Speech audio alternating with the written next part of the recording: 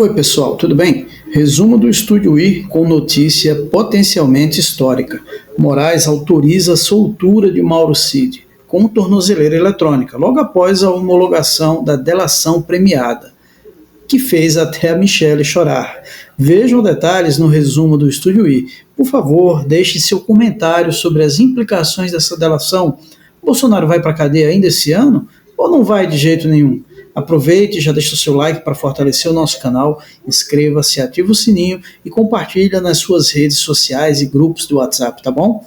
Vamos para a matéria. Acabei de ter acesso à decisão que permite a liberdade provisória de Mauro Cid. Decisão do ministro Alexandre de Moraes. Então, só para a gente colocar tudo certinho aqui, o Gerson Camarote, o nosso comentarista, trouxe em primeira mão a informação da homologação da delação de Mauro Cid, ou seja, da validação dessa delação premiada importante para as investigações da Polícia Federal. E também trouxe a informação da liberdade provisória do Mauro Cid, e isso tudo dentro do inquérito das milícias digitais. Agora, então, eu vou mostrar para vocês aqui no telão, eu tive acesso à decisão que tem o detalhamento de tudo isso que o Gerson Camarote antecipou. Então, aqui vamos juntos. Aqui na página 4 tem todos os detalhes do que o ministro Alexandre de Moraes decidiu ao conceder a liberdade provisória a Mauro César Barbosa Cid. Nesse documento a que eu tive acesso tem todas as previsões, ou seja, é liberdade provisória com o uso de tornozeleira eletrônica. Ali no item 2, obrigação de apresentar-se perante ao juízo da execução da comarca de origem no prazo de 48 horas e comparecimento semanal, ou seja, toda segunda-feira, como medida restritiva, o Mauro Cid vai ter que se apresentar. Ele também está proibido de se ausentar do país, vai ter que entregar os passaportes, está cancelado, né? Na verdade, houve o cancelamento de todos os passaportes emitidos em nome do investigado Mauro Cid e também a suspensão imediata de quaisquer documentos de porte de arma de fogo em nome de Mauro Cid, bem como quaisquer certificados de registro para realizar atividade de colecionamento de armas de fogo, tiro desportivo e caça também. Outra informação que a gente tem aqui é a proibição, e aí da página 4 para 5, de se comunicar com os demais investigados. Isso é muito comum e importante também nessas medidas cautelares em casos como o do Mauro Cid. E aí, olha só, gente, importante aqui nessa página 5 é a determinação. Olha só, vamos só descer um pouquinho, gente, lá no início, que é a determinação. No início da página 5, eu vou pegando o documento aqui enquanto a gente posiciona certinho.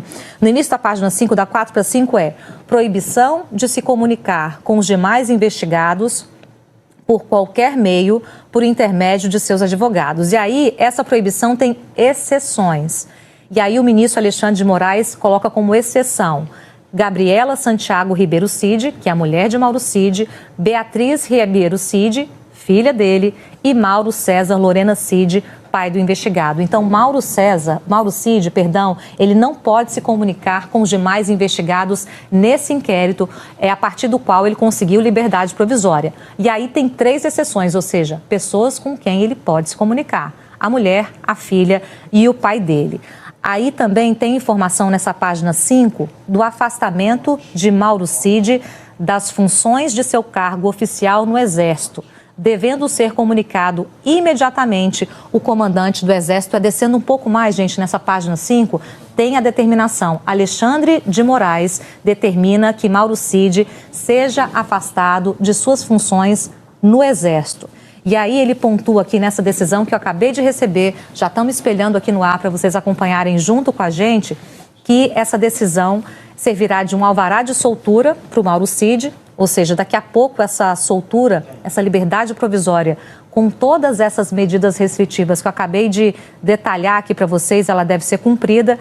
E aí, então, o ministro Alexandre de Moraes vai encaminhando a todas as autoridades que precisam saber sobre isso. Lá na página 3 tem a fundamentação da decisão do ministro Alexandre de Moraes para dar liberdade provisória. É na última frase da página 3 para a página 4. Ele diz: no atual momento procedimental, o encerramento de inúmeras diligências pela Polícia Federal e a oitiva do investigado por 3 vezes e após ser decretada sua incomunicabilidade com os demais investigados, apontam a desnecessidade da manutenção da prisão preventiva, pois não mais se mantém presente qualquer das hipóteses excepcionais e razoavelmente previstas na legislação e que admitem a relativização da liberdade de ir e vir para fins de investigação criminal. E aí, da 3 para 4, o Alexandre de Moraes conclui esse raciocínio.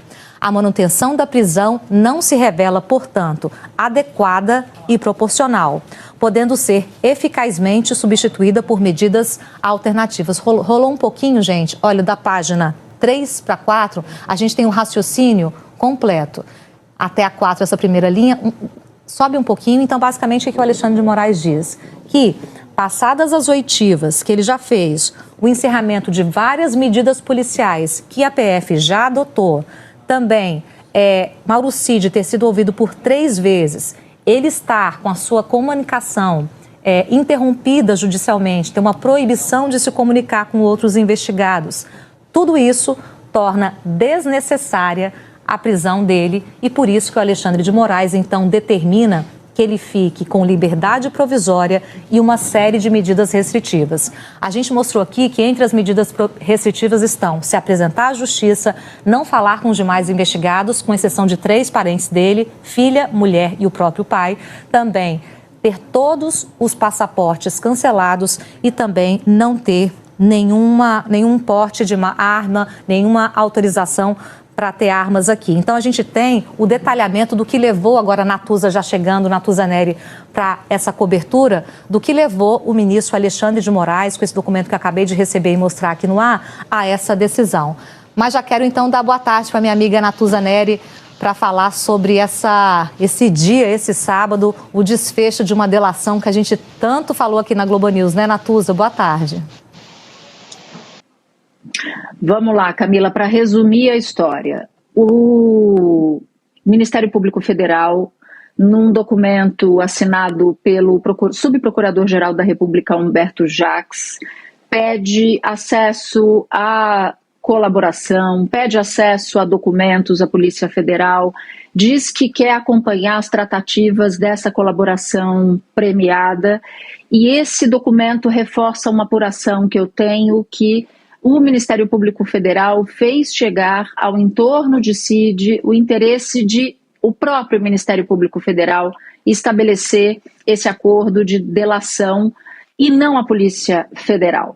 Porque há uma disputa antiga em que o Ministério Público acha que só ele pode fazer, como ele tem o poder de denunciar, só ele pode fazer o acordo de colaboração. Ocorre que o Supremo, em 2018, decidiu que a Polícia Federal pode também, mesmo que a revelia do Ministério Público, também pode celebrar esses acordos de delação. Então tem um contexto de disputa antigo que se arrasta e que volta a ficar nítido, evidente, agora também em relação à delação de Mauro Cid. Oficialmente não se pode procurar o delator e oferecer a delação. É o delator quem, de livre e espontânea vontade, tem que procurar a autoridade, seja o Ministério Público, seja a Polícia Federal, manifestando o interesse de delatar. Por isso, o documento que eu tenho não deixa isso claro, líquido e certo, que o Ministério Público está procurando o entorno, a defesa de Mauro Cid, mas a minha apuração dá conta desse recado. E se você analisar o documento todinho, você vai ver que vai tangenciando esse interesse do Ministério Público, que não se via até agora, em ter acesso às tratativas da delação. Eu disse essa semana, no Edição das 18, na quinta-feira, melhor dizendo, que o Ministério Público torcia o nariz para essa delação da Polícia Federal com o Cid, e não necessariamente pelo mérito, mas pelo fato de ter essa disputa antiga. Outra coisa muito importante nessa história.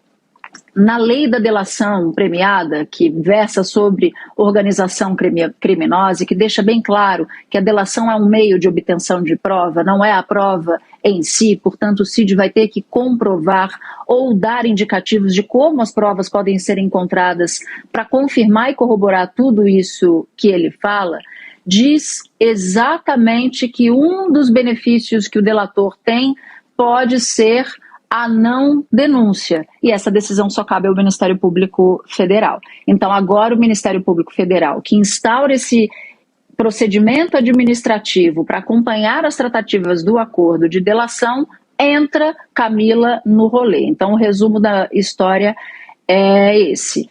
Depois, Camila, se puder, eu queria acompanhar num outro momento um raciocínio feito pelo Camarote. Mas para eu não ficar aqui tomando conta da palavra um tempão, posso voltar daqui a pouquinho sobre o que o Camarote disse a respeito da pintura inteira, do filme inteiro que o CID pode apresentar nessa colaboração. A gente está curioso, já quer ouvir. Vou fazer só o seguinte, aproveitar essa pausa. Vamos mostrar, Natuza, agora as imagens lá do batalhão, né? Estamos acompanhando o momento em que CID poderá sair, né, com essa liberdade provisória. Eu vou voltar para vocês agora em instantes. Vamos ver então essas imagens. Acabaram de me dizer que a gente já tem as imagens, então, lá do batalhão com...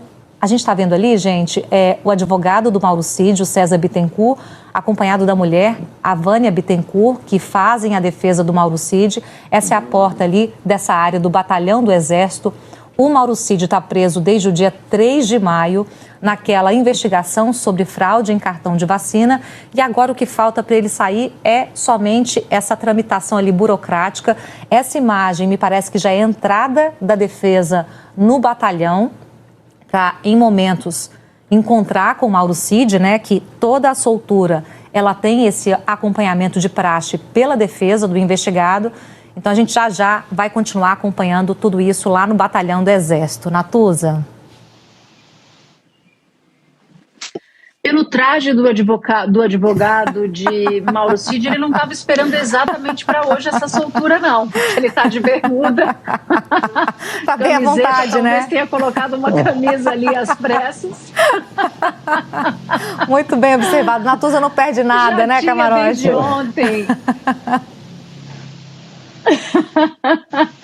Mas eu acho que deve ter chamado a atenção de vocês também, né, minha amiga? Porque eu falei, imediatamente. Poxa, o causídico tá ali. Ele tá ali usando uma bermudinha e tal. Isso acontece com a gente o tempo todo. É bom também ver que advogado também tem esse tipo de susto, né? Porque a gente fica o tempo todo assim, vai, entra, não dá tempo nem de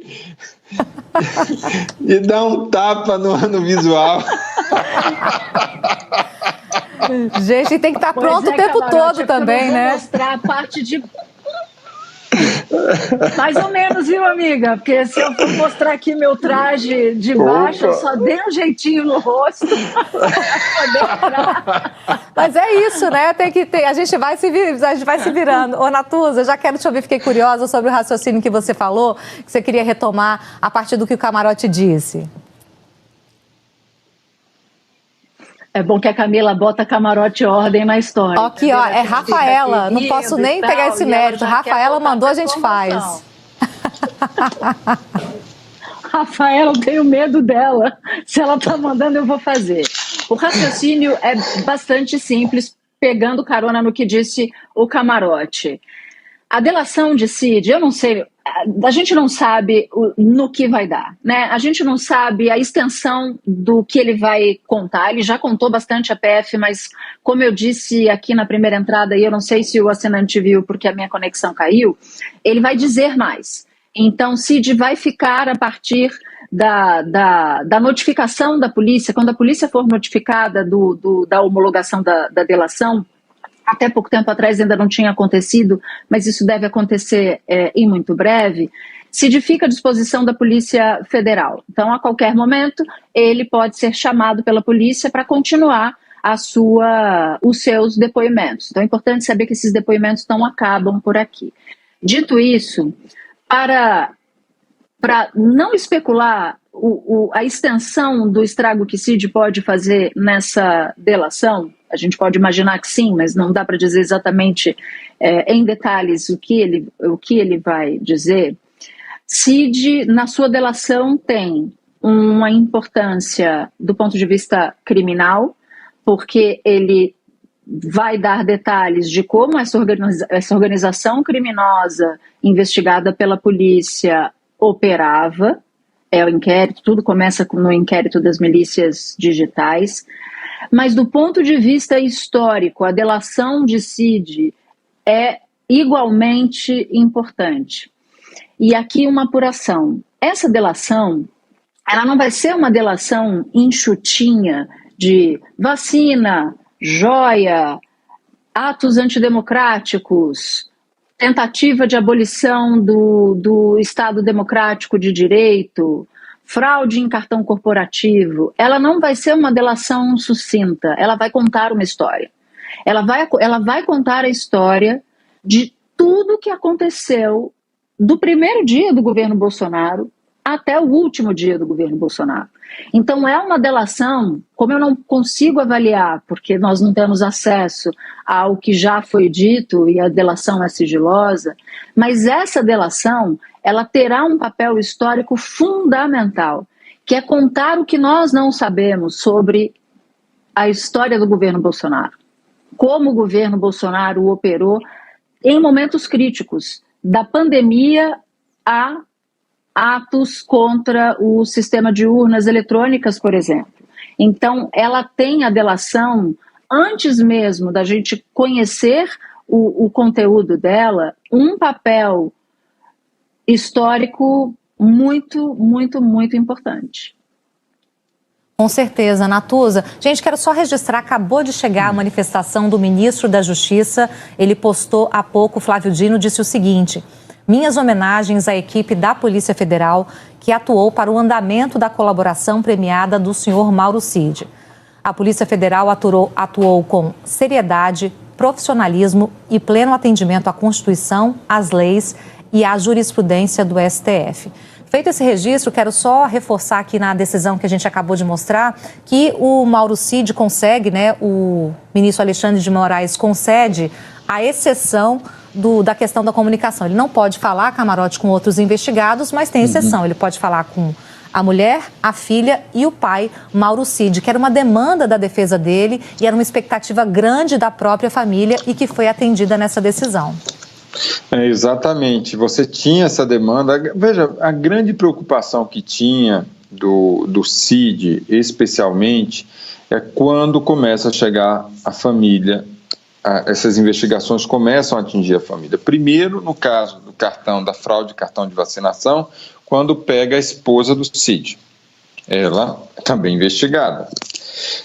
Em segundo momento, quando o pai do Cid, o general Cid, começa a ser investigado pelo caso das joias. Então, era uma questão que começou a abalar, e eu diria que, conversando com integrantes da alta cúpula militar, essa investigação atingindo a família do Cid mais próxima, pai, esposa, é que faz com que ele mude e deixe de matar no peito tudo que estava acontecendo para mudar o chip e iniciar uma colaboração, e agora a gente está vendo a homologação da delação premiada na data de hoje. Ou seja, a data de hoje passa a ser algo fundamental na história dessa investigação das milícias digitais. Então passa a ser eu diria, um divisor de águas. Agora, é importante a gente dizer, o Cid começou a ficar muito abalado. No primeiro momento, mesmo preso, havia uma espécie de solidariedade ampla e restrita. O Cid recebia dezenas de pessoas onde ele estava preso no Exército, inclusive de investigados. Até um dado momento, quando isso teve ciência, teve uma decisão do ministro Alexandre de Moraes: olha, isso daí não pode acontecer, e proibiu aquele tipo de acesso irrestrito que ele tinha. Mesmo assim, ele estava sendo blindado, inclusive pela família. Quando ele ficou em silêncio lá na CPI, ele foi recebido, estava ali todo uma tropa de choque bolsonarista que tinha participação do Eduardo Bolsonaro, deputado, filho do ex-presidente, e também do Flávio Bolsonaro. E todo mundo falava, não, o Cid, todo mundo fazia altos elogios ao Cid, da integridade do Cid, e todo mundo falava ali, fazia todos os elogios ao Cid. Eu quero ver agora como é que vai ser o comportamento da família Bolsonaro em relação ao próprio Cid, agora que ele está colaborando. Agora, é de fato um divisor de águas essa delação do Cid. É um divisor de águas. Porque, volto a falar, ele era da intimidade máxima do Bolsonaro. E volto a falar, nunca a gente teve na história do país, especialmente desde a redemocratização, um ajudante de ordens com tanta influência, acesso e intimidade ao presidente da República de então. Nunca a gente teve isso na história. O Cid, ele não tinha hierarquia em relação, era Bolsonaro e Cid. Uma relação que não é comum e não é praxe em relação a ajudantes de ordem.